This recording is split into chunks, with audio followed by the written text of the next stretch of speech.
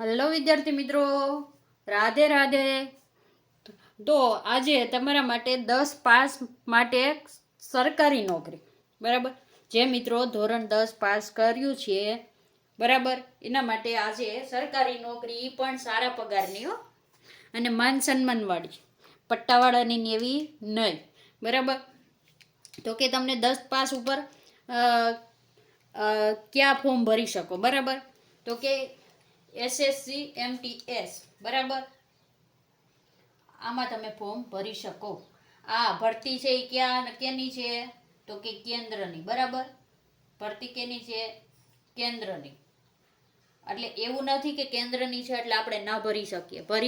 Paper કઈ ભાષામાં છે? તો કે ગુજરાતી ભાષામાં છે. કઈ છે? ગુજરાતી ભાષામાં, ગુજરાત વાળાને, બરાબર, ગુજરાતી ભાષામાં છે. એટલે જે મિત્રોએ કાલે કોન્સ્ટેબલની એક્ઝામ દીધી હોય, બરાબર, કાલે હતું, એણે 2-3 દિવસનો પોરો કે જે રેસ્ટ કરવો હોય એ કરી લેવાનો. પછી જો તમારે એ જ ફિલ્ડમાં આગળ વધવું હોય, બરાબર, તો તમે આમાં ફોર્મ ભરી શકો છો.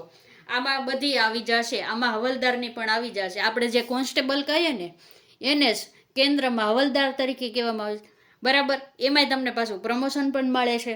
તો આ ફોર્મ ક્યારે ભરાવાનું છે, પરીક્ષા પેટર્ન શું છે, માર્ક કેટલા છે, સેલરી કેટલી મળશે, બેઝિક, બરાબર, બધું જ આપણે આ વિડીયોમાં ડિસ્કશન કરવાના છીએ. તો વિડીયોને છેલ્લે સુધી જરૂરથી જોજો, બરાબર. એ લોકોનું છે ને કેન્દ્રનું કેવું હોય છે કે રગડ ધગડ હોતું નથી આપણે ભરતી જેવું, બરાબર. એનું આપણું કેલેન્ડર આપી દીધેલું છે, બરાબર. તો કે ફોર્મ ક્યારે ભરાશે? તો કે આ મહિનામાં નોટિફિકેશન આવશે અને ફોર્મ ભરવાનું ચાલુ થઈ જશે, બરાબર. આ મહિનામાં ફોર્મ ભરવાનું ચાલુ થશે એટલે જુલાઈ સુધી ફોર્મ ભરાશે. ક્યાં સુધી? જુલાઈ સુધી ફોર્મ ભરાશે. એટલે જે તારીખે નોટિફિકેશન આવશે ને, મોસ્ટ ઓફલી એવું હોય છે કેન્દ્રમાં કે 1 મહિનાનો તમને સમય આપે છે ફોર્મ ભરવાનો. એટલે આજે જૂન મહિનો અડધો તો પૂરો થઈ ગયો. એટલે આ મહિનામાં નોટિફિકેશન એટલે હમણાં ટૂંક જ સમયમાં આવે. સમજી લ્યો 10-15 દિવસ નહીં, પણ માનો કે 10-12 દિવસમાં જ આની નોટિફિકેશન આવશે ફોર્મ ભરાવાની. અને આમાં કોણે ફોર્મ ભરવું જોઈએ? કે જે કોન્સ્ટેબલ, PSI ને જેને પોલીસમાં બનવાનું સપનું હતું ને, એને આમાં ફોર્મ ભરવું જોઈએ. જો એમાં તમે હજી કાલે કોન્સ્ટેબલની ગઈ છે એટલે ક્યારે આવશે પરીક્ષા, પાછું મેરિટ ને ક્યારે રિઝલ્ટ ને એ બધું વાર લાગશે, બરાબર. તો તમે આમાં ફોર્મ ભરી દેજો, બરાબર. લાયકાત કેટલી આપી છે? 10 પાસ. હવે ઘણા એમ કે હું તો કોલેજ કરેલો છું, 12 પાસ છું, તો હું થોડો 10 પાસમાં ફોર્મ ભરું. તો કે એવું ના હોય. તમને જો સારી કન્ડિશનમાં નોકરી મળતી હોય, તમને તમારા જોઈતા ફિલ્ડમાં મળતી હોય, જેમાં ઇન્ટરેસ્ટ હોય, તો આમાં પણ ફોર્મ ભરી દેવાય, બરાબર. ઉંમર મર્યાદા કેટલી છે? તો કે 18 થી 27 વર્ષ, બરાબર. કેટલી છે? 18 થી 27 વર્ષ સુધીના આમાં ફોર્મ ભરી શકે છે. પણ આમાં કેટેગરી વાઇઝ તમને થોડીક છૂટછાટ મળે છે, બરાબર. જો તમે આમાં ભરશો ને MTSમાં, બરાબર, સિલેબસ બેનો સરખો છે, તો તમને 25 વર્ષ મળશે. પણ જો તમે અહીંયા હવાલદારમાં ભરો ને, હવાલદાર ગુજરાતી છે, આપણે એને કોન્સ્ટેબલ કહીએ, બરાબર. તો કે હવાલદારમાં ભરો ને તો ઉંમર મર્યાદા કેટલી છે? 18 થી 27, બરાબર, 27. અને જો તમે અહીંયા MTSમાં ભરો, બરાબર, જે જનરલ આવે, તો એમાં આવશે તમારી 25 વર્ષ. આપણે ભૂલથી લખાઈ ગઈ, બરાબર, 18 થી 25 વર્ષ. અને હવાલદારમાં 18 થી 27 વર્ષ, બરાબર. પછી જો તમે OBC ઉમેદવાર છો ને, OBC, તો તમને 3 વર્ષની છૂટ મળશે. કેટલી? 3 વર્ષની. અને તમે SC કે ST છો તો તમને 5 વર્ષની છૂટ મળશે. એટલે 27માં 5 નાખી દો એટલે 31-32 વર્ષ જેવું થઈ જશે, બરાબર. તો કઈ એક્ઝામ? તો કે સપ્ટેમ્બરથી નવેમ્બરની વચ્ચે લેવાઈ જશે, એવું એને જે કેલેન્ડર આપ્યું છે ને એમાં કહી દીધું છે. તો પછી તો આ જ સમયમાં તમારી પરીક્ષા લેવાઈ જશે 100%. કેન્દ્રનું કામ છે ને, બરાબર જ હોય. તમે CTETની એક્ઝામ જવો, જ્યારે ફોર્મ ન ભરાણા ને એ પહેલાં તો એની એક્ઝામની ડેટ આપી દીધી હોય તમને. જો અત્યારે CTETનું કોઈ ફોર્મ ભર્યું હોય તો જોઈ લેજો, 6 સપ્ટેમ્બર આપી દીધી છે, બરાબર. તે જ દિવસે એની એક્ઝામ રહેશે. એટલે કેન્દ્રનું કામ એ બહુ સારું છે, બરાબર. તો કે આ મહિનાની અંદર તમારી પરીક્ષા 100% લેવાઈ જશે, બરાબર. તો કે પરીક્ષા પદ્ધતિ કઈ છે? તો કે CBRT, કમ્પ્યુટર ઉપર, બરાબર.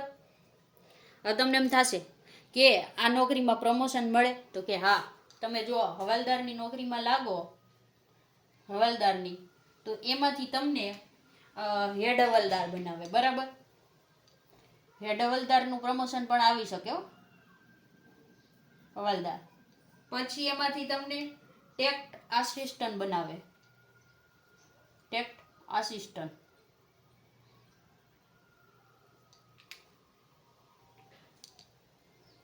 બરાબર. એમાંથી તમે આગળ તમારું પ્રમોશન થાય અને આમાં ઘણા તમારે ઇન્કમ ટેક્સમાં ને એમાં ઘણી જગ્યાએ તમારું પ્રમોશન થઈ શકે છે, બરાબર.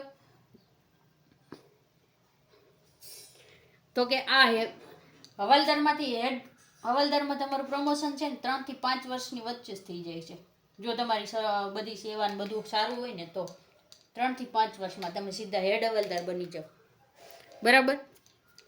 તો હવે તમને એમ થશે કે આ બધું તો કહી દીધું, 10 ઉપર છે ને આમ છે, તો એનો અભ્યાસક્રમ, તો કે અભ્યાસક્રમ છે ને એ તબક્કા 1 નો છે ને એ સહેલો છે. કયો છે અભ્યાસક્રમ? તબક્કો 1. તબક્કો 1 એટલે આપણે જે પ્રિલિમરી કે એવી પાસ થવા માટે બેઝિક હોય તે. તો ગણિત 20 માર્કનું છે. કેટલું? 20 માર્કનું.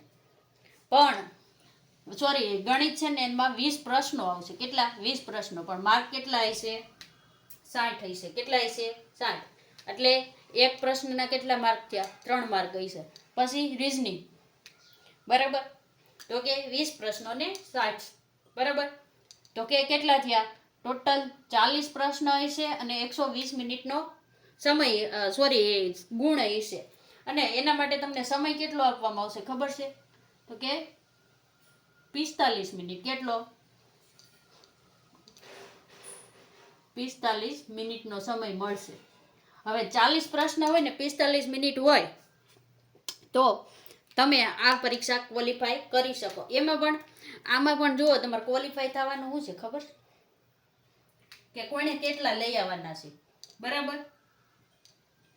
તો જનરલ વાળા કેટલા માર્ક લઈ આવવાના? તમારે બીજી પરીક્ષામાં બેસવું હોય તો 8 માર્ક, બરાબર. ઓબીસી તો કે 10, ઓબીસી ને 10 લાવો, અને એસસી ને તો કે 12, બરાબર. આ કેટેગરી વાઇઝ છે તમારો ક્રાઇટેરિયા કે આટલા માર્ક તો મિનિમમ જોશે જ હો, તમારે જો બીજી પરીક્ષા દેવાની હોય તો. અને બીજું શું ખબર? આમાં નેગેટિવ માર્કિંગ નથી. પેલી એક્ઝામ રહે ને એમાં નેગેટિવ નથી. એટલે કોઈ પણ તમે આંખો બંધ કરીને જો ટીક કરો તોય તમારે આમાં તમે પાસ થઈ શકો છો, બરાબર. 20 માંથી 8 ને 20 માંથી 10 ને 20 માંથી 12, બરાબર. તો આ એનો ક્રાઇટેરિયા છે. જો તમે આ પહેલી એક્ઝામમાં ફિટ બેસો તો તમારી બીજી એક્ઝામ આવશે, બરાબર.